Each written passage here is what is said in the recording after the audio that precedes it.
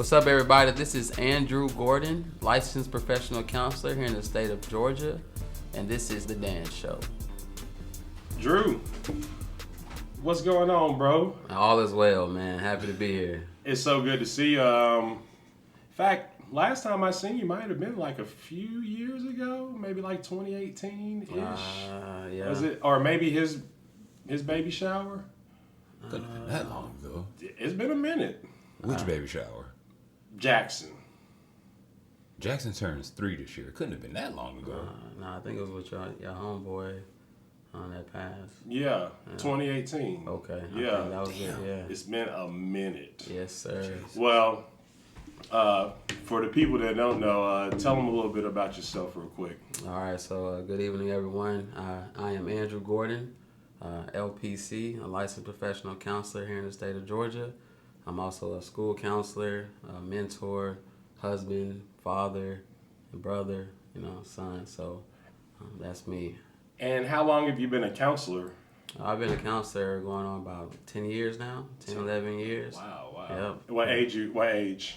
I work with all ages. The youngest I'll probably take is like 7 or 8. Mm-hmm. But anybody older than that, men, women, children, and family. Yeah. And what made you, is this a profession you always were interested in or wanted to do, or did life guide you towards that profession? Life definitely guided me towards this profession. When I got to Fort Valley, my mom signed me up for education. Okay. And it's ironic because I'm in a school counselor now, so I ended up in education, but right. I didn't think that would be for me, so I started to study biology, thinking that I wanted to go into nursing. But then, I wanted to pledge and I wanted to have fun, and I was like, man, they doing too much work over there, so talked to, I don't know if you remember Vondelin, but I talked to Vondelin, and she was like, she doing psychology, and so she was hilarious. Yeah, funny as on the way. Yeah, she really was. One of the few girls that actually just hilarious right. all the time. Right. So talking to her. No man, shade to girls, but y'all don't be funny in general. Okay, go ahead. Yeah. Talking to her, man. She was studying psychology, and my dad had recently, passed suicide, and so talking with her, I said, okay, man, I can probably do that. I like working with people and understanding the mind, and also I'll probably be able to figure out, in my mind, what was going on with my dad before he killed himself. Right. So, like that kind so of led that me was there. steered you towards that profession. Absolutely, yeah. And you said you are a licensed therapist. Yes. Well, LPC is a licensed professional counselor, but our role is a therapist. Okay. Yeah. Is there a difference between counseling and therapy, or being a counselor and being a therapist? No, I think that the therapy is you're kind of going deeper. You're going a little bit further back, but counseling can be just like learning skills. Okay. Things that I need to work on, so I can kind of coach you and counsel you. So you've been doing this for, you say, close to 10 years now? 10 years, yes, sir. What is your current job? What is your current practice with it? Okay, well, I'm a school counselor in the middle school, but I started my business, the Yellow Bridge Therapy Center, LLC, and that's where I work with my children and families. So that is my business. I work for a company called K Support Services. That's where I started. That's where I got my hours, my supervision hours, and so that led me to the place I am today, which is a LPC. Cool. And you also have a master's? Yep. And master's in school counseling. School counseling. Yeah. Cool. So you say you work with kids under your company. Are these typically like underprivileged, lower class families? Is it a wide range? What is it, like a specific group you work with? So with my practice, it definitely is a wide range. It depends on whether I take their insurance. You might meet a different population versus someone that's paying private. They're paying out of pocket. I work with pretty much anyone. I don't go too deep, like with your schizophrenia or different type of personality disorders. Yeah. I kind of stay away from those. I feel like my strengths are working with families, working with single moms and their sons, being a product of one. I kind of understand that a lot better than a lot of other, modalities that I would use. So, Do you find yourself like stepping into like a mentor role sometime, or do you have to kind of separate it? Is becoming a mentor going too far past the profession, or does that come with the territory of what you do? yeah. So to be a mentor, that means like you're taking on a totally different role than their therapist. Mm-hmm. A lot of the mothers would like for that to be, he needs a man in his life. Right. And, That's why I asked. Yeah. But you, as a therapist, man, you gotta, protect Have those boundaries. lines, man. Yeah, because you can't call me and be like, hey, he acting up, he doing this. I'm like, well, what did you do? You know what I mean? What's his consequence? Like, what happened before? I'm not his dad. I'm not his brother. I'm not Uncle Drew. So we have to work on those skills. Whatever skills that we worked on in session, that's what we got to work on. So you can't call me as if I'm, big brother mentor. So. But you've done mentorship before, right? Absolutely, man. With Duke's Foundation. Yeah, Duke's Foundation. He's based out of South Atlanta High School, and Okay. his program's been going on for maybe 15, 20 years now. Working with him at Sequoia Middle School is where I kind of took on his mentorship and mentoring program. So, yeah. That's really cool. Like I was telling TJ and some other guests before, and another common theme you'll probably notice is that you'll see a lot of folks from Fort Valley here, a lot of folks from Grady. Yeah, Basically, the network. I'm kind of like cherry picking all of the people who have done something with their lives productively and like, hey, come talk to me. Like, so Keep you on our show. I guess that wasn't on purpose, but Yeah, like I yeah. have a lineup of other Fort Valley folks Listen. coming on too and other Grady folks. So while that wasn't necessarily the goal, this is an Atlanta-based podcast, I guess, for now. True. If I'm lucky, it'll be bigger than that. But I have been, like, rounding up all my peers. And I hadn't seen you in a few years, and I actually didn't have any idea that that's what your profession was. Right. I guess I just didn't know what you did. Yeah. Also, it was so random how we reconnected in, like, 2013. When did you get married?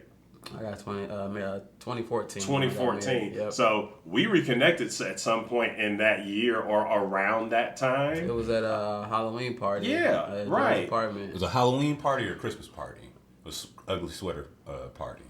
It was one or the other. It was an ugly sweater party. That's when the that. first time I Yeah, seen you. yeah. Again. Yeah. And, I kept hearing the name Drew, like, oh, yeah, Shahid is dating a guy named Drew. Drew. And I'm just like, okay, like, Drew is like a common name. Very, but yeah. then when I see who the Drew is, and I'm like, Wow. I know this guy. Small world. what? So, yeah, small Small world. world. Bumped back into you Yeah. in 2014. But like I said, since I've kind of put myself back, like, in the social media eye and looking at Instagram and stuff again, I'm starting to see different things and different lanes that people have tapped into. Now, of course, you were already doing that then, but I didn't have no idea that you were into, mentorship and counseling and very positive things. I think we need a lot more people like you in the community. Not to say that there isn't a lot, but if you meet 10 dudes our age, maybe 2 of them, 2 or 3 out of the 10 are like on what you're doing. And mental health is like a undeniable crisis right now. And it's an overlooked crisis. It's a crisis that doesn't factor into a lot of other problems that are happening in the country right now. People like to overlook it, or people like to just write it off as if it's not like Not a real thing. a real pressing problem. So let's talk about mental health. How bad is the country teetering right now amongst just the common man's psyche? God, man, I'm not the miracle worker, or I don't have the miracle answer for that, man. I just know that the world, has experienced some traumatic events, man, and we gotta respect that, So when someone, is reaching out and saying like, hey, I'm not feeling myself, or I've experienced some things, like, we have to be, as friends, family, whatever, we have to be ready and available to just greet them, to meet them, Right. If we don't have the answers, let's try to help find somebody that is, because I don't have percentages, but it's heavy.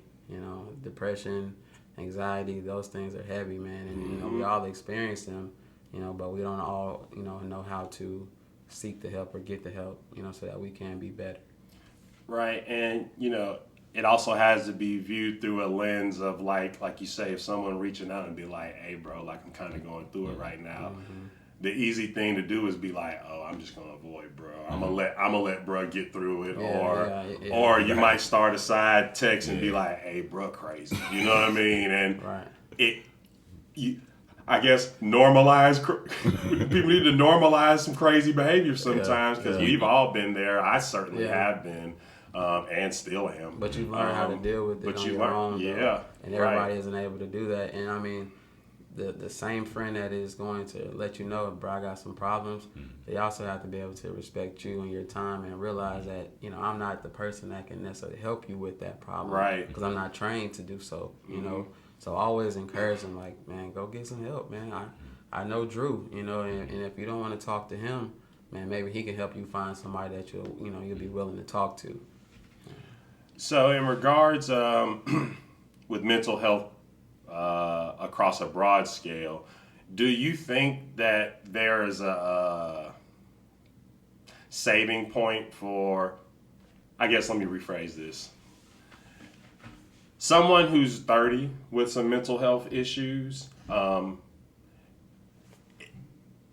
is therapy for them teaching them how to live and cope with it? Is it different from like a 12-year-old with mental health issues? Is there like is there like a way to save them from getting to the 30-year-old point? Like, can you save a teenager or a middle schooler who have some mental health problems? Can you steer them away from it? More so than the 30-year-old who might just be set in their way. Yeah, right. Like that's just gonna be a thing. Got it. I know that sounded weird, but is there a difference between treating the two different mental health age? Definitely, man, but therapy doesn't work if people don't want it to work. If you can sign up, your mom can sign you up, but it's not going to work if you don't want it to work. If you're not willing to put the work in, then it's not going to work. So whether you're 30 or you're 12, if you're not willing to put in the work, then it's not going to work. So it's a matter of acknowledging it first and not having a shield up. Right. Yeah. I can't imagine it being easier either way then. Yeah. Because a 30-year-old's going to be set in their adult ways. A 12-year-old just going to be like, I don't even know what's happening right now. Like, why are we in this room? At times, though, but, 30, you're a lot more mature. So you're like, you know what? I've been dealing with this for so long. Right. And I'm tired of feeling like this. So, man, listen, I'm going to find somebody or talk to somebody. I get calls all the time through, like, Psychology Today and Therapy for Black Men. Hey, man, I just need to talk to somebody. I got this going on. Guy hit me the other day. Was like, man, I got an epiphany. And I was like, whoa, like, you know what I'm saying? Like let's talk a little bit more, but I need to find out if I'm the person for you, and if I'm not, then I can refer you to someone that is. And that's what I ended up doing. So... Yeah, that's exactly how it was with me when I found a therapist. I was just kind of had reached a boiling point where I was like, okay, I need to find somebody. I need to find a therapist. And I reached out to like 4 or 5 people until I found somebody. I found a lady. Shout out to Miss Bonnet. She kind of taught. She taught me a lot of coping mechanisms, some different exercises, to kind of relieve anxiety. So I think at 30 you do have a definite a more mature outlook on your mental health, as opposed to when you're 12 you're just like, what the fuck am I in this room with this weirdo with? I definitely think it might make a difference. It's it's different levels to that mental health. So schizophrenia at 12, you're not diagnosed with schizophrenia at 12, but you know, when you have symptoms like that, from depression, anxiety, you know, everybody has a past, everybody has something they're going through. So again, like, you have to be ready, you know. I feel like I caught some of the residuals of the therapy that you was having, because low-key, Joe be sending me some paragraphs of some stuff to, like, let me know. Like, I'll call him and just go on, like, an 18-minute rant. Be, like, blue in the face, yelling into the phone, like, just because I don't have very many people to... Well, fortunately, I have a few very good friends who will listen to me. Yeah. But, you know, Joe's telling me, like, some breathing exercises and like things. I don't know what was it. So my therapist taught me the breathing exercises when I started to get just angry. I had real bad anger issues, so I do my breathing exercises. First of all, I do breathing exercises once every hour. I just do 4 count inhale, 7 count exhale, and I do that 10 times. If I get angry, I do my breathing exercises. I focus on a point in the middle of my forehead, and I try and focus on what exactly it is that's made me this angry, like what it is that put me over the edge that made me this angry, and I just go back to the root of what it is. So it's just some different little stuff like that she taught me. Keeping a journal, actually writing down what makes me mad, like those little things. I mean, they make a difference. Yeah. It just makes you conscious of the way that you act. I think that's the biggest part. It makes you aware that you're like, okay, well, that's kind of crazy. Like, you kind of acting a little bit crazy. Oh, yeah. So you might want to calm down. You might want to not do that again. Well, it's easy to not see yourself through somebody else's. It's easy to not look at yourself from the third person perspective, because you're you. So it's like, hey, I'm right. This is my world right now, and you know, I'm letting folks know what's happening. And then from the folks, like you say, be like, hey, bro, like, you kind of was acting crazy on Saturday. I don't know if you know it or not. It's like, no, bro, y'all just don't get it. And it's just like, I don't know, man. No, I get it.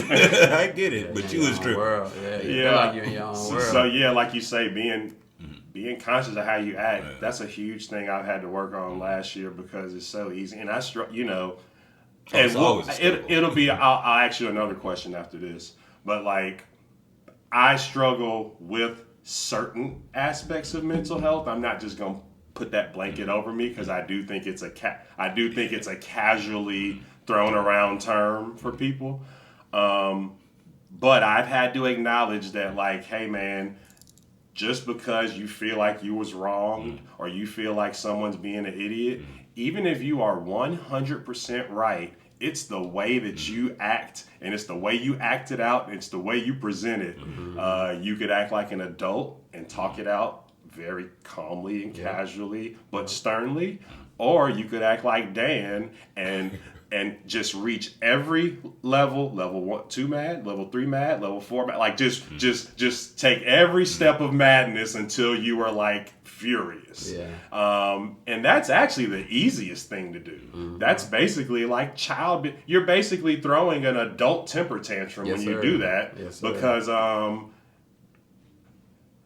you're expressing how you feel, and that's not fake. You know, like, you're not pretending. Those feelings aren't pretend at that time, but your actions aren't appropriate, and your actions aren't being mature. And I think a lot of that all kind of falls all under one threshold of mental health, adult behavior compared to kid behavior, how you react to things, do you fly off the handle? And at the end of the day, you might get the same result either way. Like, you could have been calm about the situation and still got told no or yes, or you could have.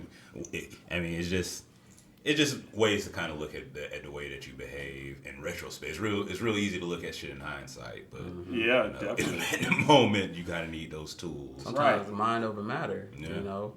Like, it's all in your head again. Like, you're allowing, your perspective is allowing that to be bigger than what it is. And like you said, you keep hitting all those points to where you're here, but you think, and you go back to the very beginning, like, how big was it? Exactly. You know? Like, it typically, man, 8 times out of 10, the shit that you be real mad about, it started off as a pebble. Something you turn it into small. a mountain. Your mind, which is a truly amazing and like intriguing thing. The brain, like, yes, sir. Yeah.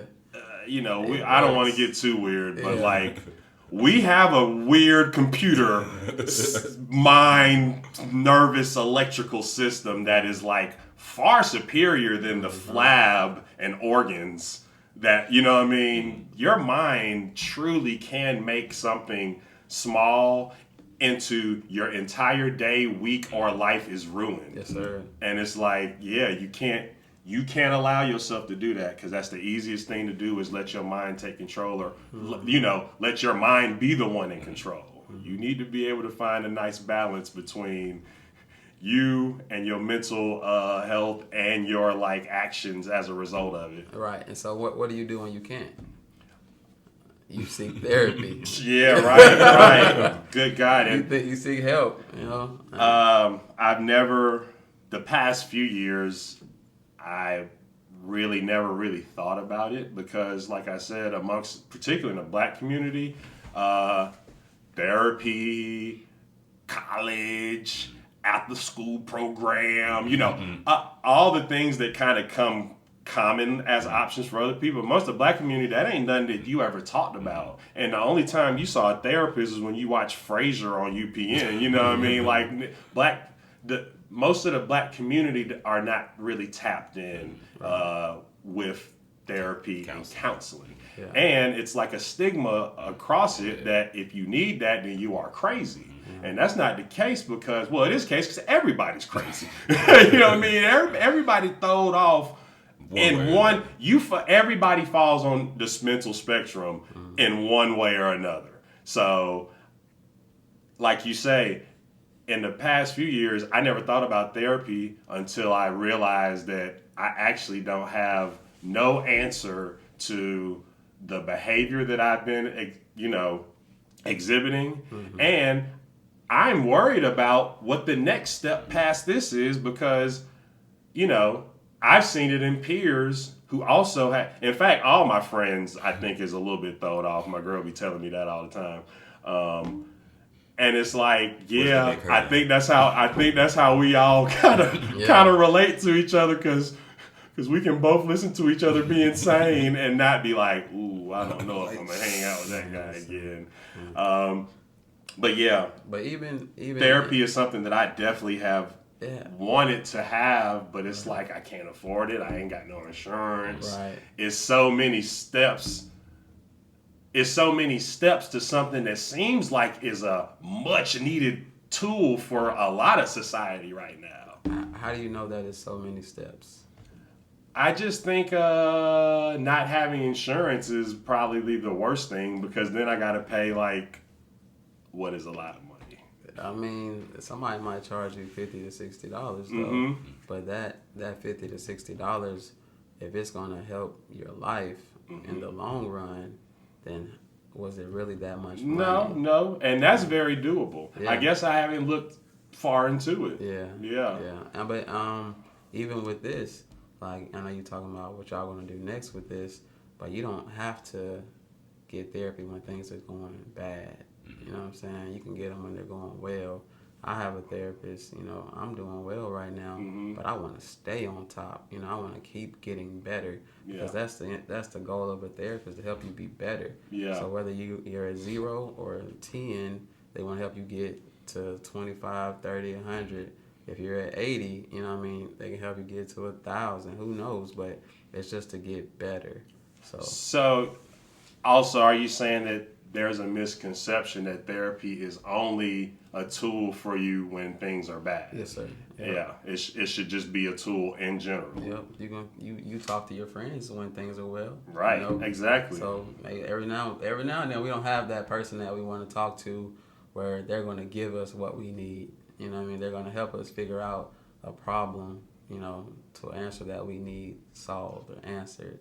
And that therapist or that mental health professional can help you be that person, or help you become better. And I don't know, is this a fair statement or not, but things going too well in your life can be a part of mental health and can cause you to be thinking or looking through life through a skewed lens. True. You know? True. So it might be good to talk to somebody and then they tell you like, hey, so that last, lay off the coke. Yeah, right, right, because everybody's definition of doing well is different. True. So it's all relative. Yes, sir. Right. So I never even thought of that. Like you said, I just thought that was just for if things are going bad, that's when you call up the therapist. It's like, but another thing I've realized recently in life with getting older, I'll be the big 3-5 this year. Me too. October 12th. Right. Good grief. Life, so much of life reminds me that life is all about balance. Yeah. And in fact, there is no part of life that doesn't have balance applied to it. And the way you fly off the rails in life is you don't have, let that balance teeter to one way or another. Right. It's like you say, even with having a therapist, you still have to keep that mental balance because you don't want to wait until you teeter too far this way and then start trying to figure it out. Right. You can kind of already have it figured out a little bit when you get to that bridge. Mm-hmm.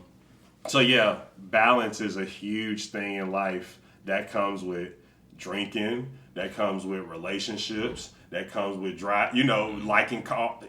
Literally, I try to think every day, what is one thing in life where balance isn't like a huge factor? And it's everything. Everything.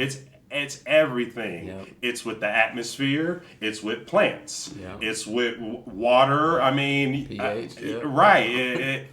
That is a huge constant in life, is balance. And it starts in the mind, man. Mm-hmm. And if your mind is balanced, then your body is balanced. And if your body is balanced, or your body is healthy, then your mind is healthy. Like, the two have to work together. You can't be super strong out here, but your life stupid. is horrible when you go home, Right. Or, you can't you can't be super rich and then be like a terrible person because like that money ain't gonna, money can buy a lot, but money can't keep you from being miserable. No, it can't. I know a lot of people who are loaded and their lives are miserable. Mm-hmm. They don't have any friends. Mm-hmm. They don't have a husband.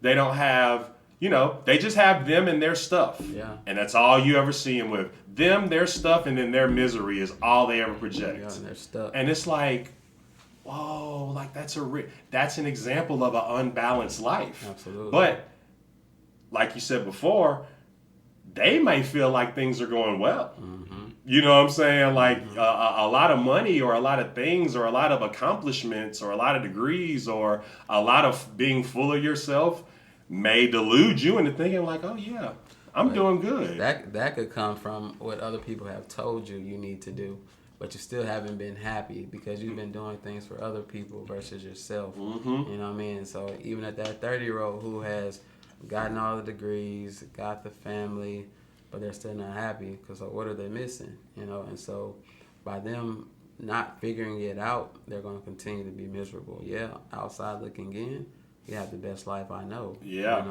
But the people on the inside are like, wow, he's a bad husband. He's a horrible father. He beats me. You know what I mean? But on paper and, on Instagram, he's a perfect person, So.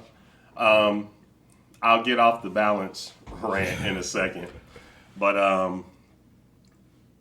like when people choose lives of kind of like fast money, crime, whatever, basically, you're making a decision of saying, like, give me all the fun and entertainment on the front end. And then whatever happens on the back end is either just going to be death or jail. Mm-hmm. And, that's like a crazy example of just like, you could position your life to however unbalanced way you want to, but the correction is always coming. Yeah. It's always coming. You not finna ride no wave forever, ever. Yeah. You know what I'm saying? So I use that a lot. I won't say balance no more after this. That's a way that I've been like keeping myself leveled is recognizing like, hey man, if you do this is the back end consequence. Or if you just take a step back and breathe and try to approach this differently in a more level way, then you won't have it, you won't be pissed off for 3 days over nothing. Or you'll be able to address this thing and move on from it. But you can just fly off the handle. Yeah. But the correction and the back end of that is that person might not like you. Your girl might not talk to you in the mode. Your mama might not love you. You know what I'm saying? Yeah. So. But then are you truly happy with yourself? After you've made all those mistakes and you told yourself, I shouldn't be doing that. I probably shouldn't have did that. Yeah. I probably shouldn't make that purchase. And you do it anyway. Are you truly happy with yourself? And so you hold on to that burden until you can finally forgive yourself for the things that you've done in your past. And that's how you heal and that's how you get better. So let me ask you this. Say balance one more time first. New Balance. Shout out to my New Balance slippers. Okay. Don't step on it. Don't step on the keyboard. Mental health has recently become a huge topic. Yes. A lot more light's been shined on it recently than I'd say in the past. Do you think that just the term mental health is thrown around loosely? And do you think that some people actually just are not responsible people who will tell you, oh, I can't get X, Y, and Z done with my life because of my mental health? Or is it insensitive to accuse people of that? I just feel like it's real easy for that. Like I said, I don't want to put that as a blanket on my life. I feel like I have certain aspects of mental health that I need to do better at. But I think it's also really easy for people who don't want to, like you say, don't want to acknowledge their problems to just be like, oh, well, I have mental health problems. Yeah. So that's why I don't want to do X, Y, Z.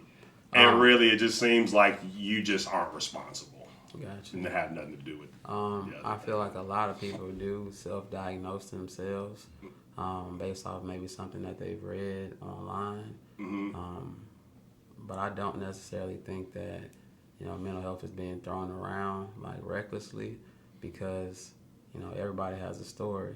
You know what I mean? So if the person isn't living their best life, then why? What happened in the past that has throwing them off, because I feel like we all start off with some type of eagerness to be successful and do well, but life challenges have created this person, and this is who we get now, so no, I don't think that, everybody's just throwing it out there, even like with Simone Biles, the Olympics, like she said she needed a mental health break. Right. Like, she's on top of the world. She's I definitely believe. So like a case like that, I believe it. Yeah. A case like Summer Walker saying she can't perform at a concert due to mental health problems. Just like, But if her head isn't right, you know what I mean? Like, it's going to be a whack concert. Yeah, she's physically there, but she's not mentally there. Yeah. So what challenges is she dealing with, in order to, so she can be her best? Because that's who you want. That's who you want to pay for. Yeah. You want the best Summer Walker, but if Spring Walker there, Fall Walker, you know what I mean? Like, then, oh man, I paid all this money or for Fall Stumbler. Yeah, like, because she's drunk. She not herself. Yeah, you done seen people fall off stage so many times. Faint, like they not there. Yeah, and froze in front of a crowd. I think. Go ahead. I think maybe people can throw around, or like you say, they self-diagnose, or they'll say, well, instead of saying I'm sad or I'm going through it right now, they'll say, oh, I'm depressed. When there's really a difference between these things. I do see what you mean about folks saying, folks just throwing it around loosely. But I still think at the same time, whether you actually have a mental health issue or not, you still have a responsibility to that. Like you have a responsibility to your, just because you're depressed or you're bipolar, you still have your responsibilities as an adult to carry out every day. So that's not you can't use that as a crutch to, not take you can't be depressed not want to take showers for some time, so I'm not gonna say, hey, but you need to do that. You need to take responsibility for yourself and get up and get your ass in the shower and get up and eat something. Like, that's something I struggle with. I'm going through it. I don't eat nothing, and I have to tell myself, get your ass up, go to the kitchen, put some food in your stomach. And you just have to take responsibility for yourself one way or another. Absolutely, and I think what responsibility comes from, what are you gonna do about it? If you, like you said, I got depression, or I'm feeling anxious, or like people like stuff in order. Oh, I'm OCD. No, you're not. You know what I mean? Or I got PTSD because my dog died. Like, nah, that's it's not the same. Yeah. It's like, because if that's the case, everybody has PTSD. Right. That's like, it's like, hey, so what are you talking about? Right. Come on. But also, don't write off what they're saying. Never. They just don't. Yeah. They don't know how the terminology is off. Right. I think that's fair. Never That's a right lot off. more fair than just saying someone's just running to that as an excuse. Right. It's just the terminology is off. It's a difference between temporary sadness and depression. True. It's a difference between, a counselor or therapist. It's this between, what's the difference between psychologists and psychiatrists? Okay. And what's the difference between MD and PhD? Is that what you finna ask? No, I was going to ask about the difference between psychology and psychiatrists, and difference between psychologist and therapist and Answer that question. Answer that one. Cool. So a psychologist is someone who has doctorate level in psychology or counseling. Okay. And that's PhD? No, PhD just means that this person got the degree for like more research. Okay. Then like a PsyD is like the more like the medical part, I believe. Okay. A psychiatrist, the difference in them is that they can prescribe medication. Okay. Yeah. They practice they practice medicine. Psychiatrists. Right. Psychologist is just a medical doctor. Nah, a medical doctor is like an MD. MD. Yeah, so PsyD is more like a psychologist, but at a doctorate level. Okay, I got you. So a doctor of the mind. Basically. Okay. Yeah. And then a psychiatrist is the They can healer prescribe of the you. mind. Right. They'll talk to you as well, not for as long, but they'll talk to you And and they- figure out what we need to do and so this medication may help with those symptoms. Okay. They're a lot more dry too. Like they're real straightforward about what Yeah. they're trying to do to you. Because I recently talked to a psychiatrist, and the guy's just reading off a clipboard like your regular doctor would be. Like, okay, do you have a headache today? Do you have this today? Like, he's asking me the same questions. When was the last time you felt this way? When was the last time, and he's like, okay, I'm going to prescribe you this kind of medicine. Yeah. And, you go and pick the shit up at the, but he's not going to try and dive into how you feel or why you feel. Yeah. It's just like, okay, you kind of feel like he was like, damn, bro, you're not gonna warm me up first before you. Like, okay, well, I guess I'll check with you next time. Well, I think obviously amongst the young community and amongst really across the board, not just the black community, everybody going through it right now, particularly living in a pandemic, coming off of probably the most dramatic and intense racial tensions we've seen in a long time, maybe ever, and maybe in our lifetime. Yeah, we didn't see the folks getting sprayed down in the 50s, but I mean, it was one-sided then, though. Like, it seems like it seems like America right now, with all of the bullshit that's attached with this country and the way it's being run, it seems like it's just a melting pot of mental health crisis, just melting pot. And like I said, it's not an issue that it just recently came up, but it's just so overlooked. You hear about things and these different events that go on in the news, and people don't really attribute that to cases where that should be highlighted. Right. It's easier to just paint a picture of somebody just being a straight criminal. Yeah. Then you look into the story and see that they're schizophrenic and have been since they were 20, Right. and then you actually get it. Yeah. After the fact. Yeah. I don't want to get too into the weeds, but I think media contributes to a lot of mental health issues in the country, whether you are aware of it or not. It's designed really to have you more alert and frightened and concerned about something than to just straight up tell you exactly what's happening. Right. It's more set up to where you're like, I got to get back to that news channel and got to figure out what happened there. It's like a drug. Yeah. Like you're addicted to so it's just so many layers, just subconsciously, that I think just eats away at people. Right. And then you wake up one day and you realize you ain't doing so well. Right. Because you don't have a compound of just personal life things, right. subconscious things. You hate your boss. You might hate your wife. So many layers of things can factor and build up, and then one day you just wake up and you've had enough. Yeah. So I wish that was something that was a lot more addressed. I wish there was a lot more programs for low class families, underprivileged families. Schools should have funding for the troubled kids in their respective school. You know, like it basically there's got to be a step past Drew, right? Even in a kid. Right. But that's not there. Either your parents have the insurance or the money funds for you to do that or not. Right. And that's another thing that's troubling about the country now. And it's just like we just live in a pay-to-play country. Everything's pay-to-play. Mm-hmm. And even things essential like healthcare or being able to reach out to a medical therapist, or it's like, hey man, you either got the money or you don't, and I don't know. Yeah, not to cut you off, but the resources are there. Mm-hmm. Depending on your insurance, a lot of these, families, have AmeriGroup, Peach State, for their kids especially, and the parents most times can get on the insurance as well.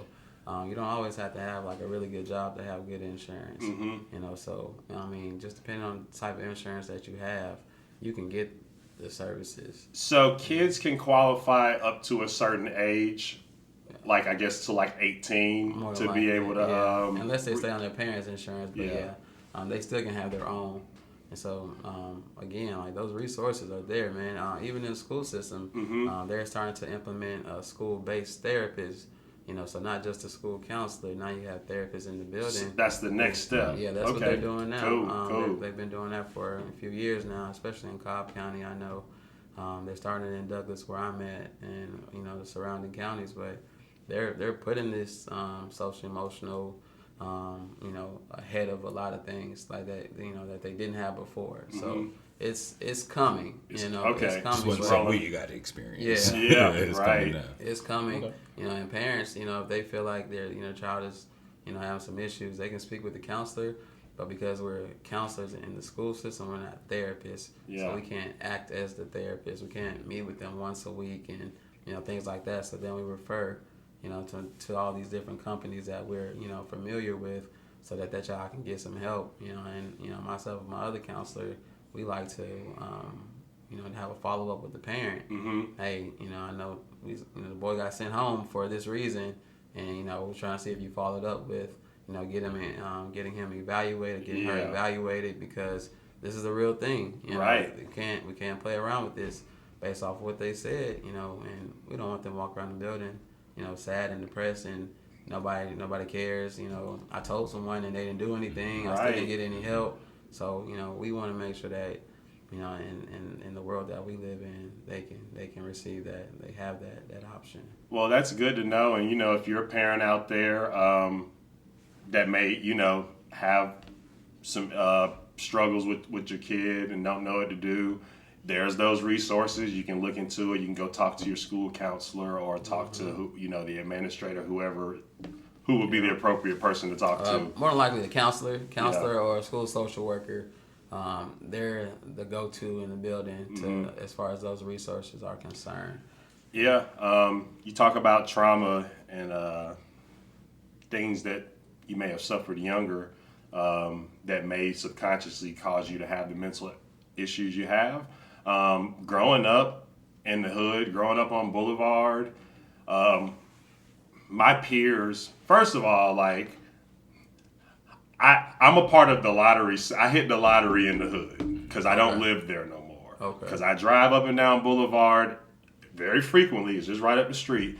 And I see a lot of familiar faces still in the hood. Gotcha. And that's all anybody ever told me is like, no matter what, do not be here when you fucking 20, 30, whatever. Right. But the point of me bringing this up is, I saw a lot of things young that a young teenager, 12, whatever, shouldn't see. And I've done a lot of things that like a young teenager shouldn't be into.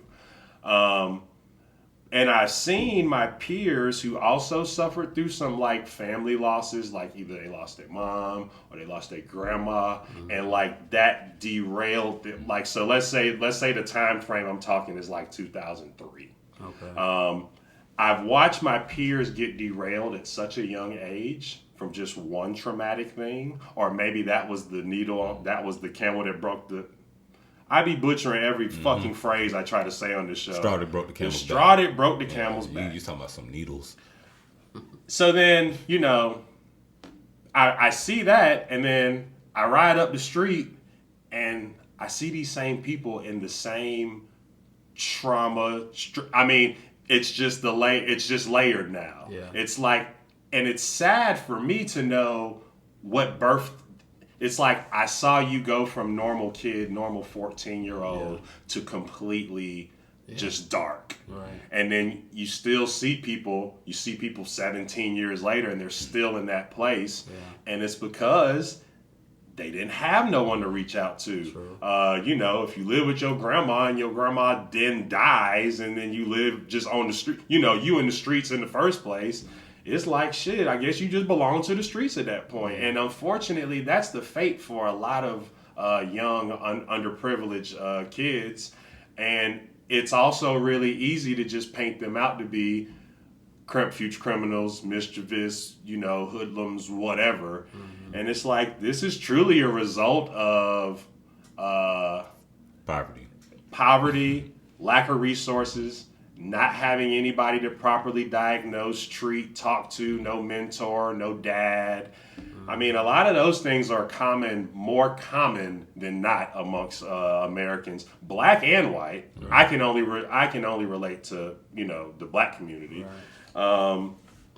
But it's real easy to just say like, oh yeah, these kids be bad as hell. It's just like, well, what about don't let the parents off the hook because you can't. It starts at home. Yeah, right. Don't let the parents off the hook. Right, because a kid will act exactly how the fuck a kid's supposed to act. Every day. So don't tell me how your 4-year-old is just bad. Right. No, your 4-year-old is 4. Right. Are you an effective parent? Right. Because unfortunately, your kids in most cases are a direct reflection of you. And your parenting and your decision making on how you chose to raise someone. Right. Now, not in all cases, because some people are just bad parents in general, and their kids end up being the president. You know what I'm saying? Or end up being like overcoming the odds. Right. But in most cases, and I hate to see a whole generation of kids come up from just terrible parenting. Yeah. So I guess the point of that little mini rant there was growing up in Boulevard, I've seen a lot of my peers get derailed so early and they're still there. Yeah. And it's because of them factors. Yeah. And it's like, it's easy to drive by this dude and be like, well, that guy fucked his life up and keep riding. And it's just like, you just don't know. Everybody's got a story. Right. Everybody's got reasons of why they are under a bridge, or can't get off drugs, or can't stop drinking, or can't stop having babies, or can't stop, whatever is the like leading irresponsible like factor in your life, or unproductive factor in your life. Right. It's a reason how you got there. True. Not to make excuses, some people just don't want to fix their life. Yeah. Some people have all the opportunities in the world, all the resources, and they still end up, I have got some of my white peers who were born with it all. Yeah. And you could drive right by them too on the streets. Yeah. So Yeah, you can't cut out addiction, my man. Right. Drugs are mind altering. Yeah. So they can, affect the psyche in so many different ways that we don't even truly understand. And so, like, those same gentlemen that you speak of that are walking on Boulevard, like, that addiction caught them at times because they had everything going on, but they got introduced to the wrong thing. Right. You know what I the mean? wrong coping mechanism. Exactly. Even to your statement earlier with folks living with their grandparent. Like, well, of course, grandma go to bed at 7:00. So, grandma can't keep up with me. Yeah. So why? But why is he with grandma? Is it an irresponsible parent? More than likely. More than likely it is, and so, you can't always go back, because even in family counseling, it's always good to know the parent's history, as we're working with the kid, but it's also good to work with the parent to know what the parent's history is. And so, why do you parent like this? Why do you talk to your child like this? Why are you yelling at him? Why are you calling him stupid? Right. So let's go back to your past. Who called you stupid? You know what I mean? Who raised you like that? Seems like there's a very aggressive and lost new youngins coming up. Yeah. And it's just like, man, how does this happen? I don't see it as being aggressive and lost.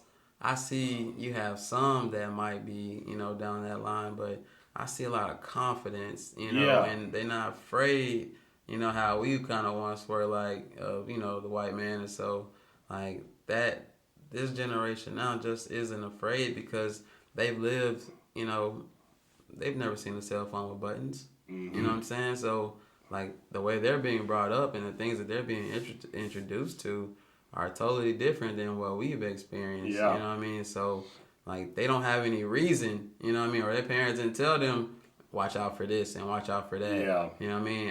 And of course, you got young parents now, that are our age, with 15, 16-year-olds, so, like, they're just doing their best, they're doing their best with the tools that they have and, the things that they've been given. Because that same 35-year-old with a 15-year-old was probably raised by their grandparent. You know what I mean? And grandparents don't understand kids at all. You know what I mean? No. These days, because the generation's just too different. Yeah. It's a gap. So, if we can truly close that gap, man, and find ways to help those who truly want the help, when they're ready. Because I think we talked about it before.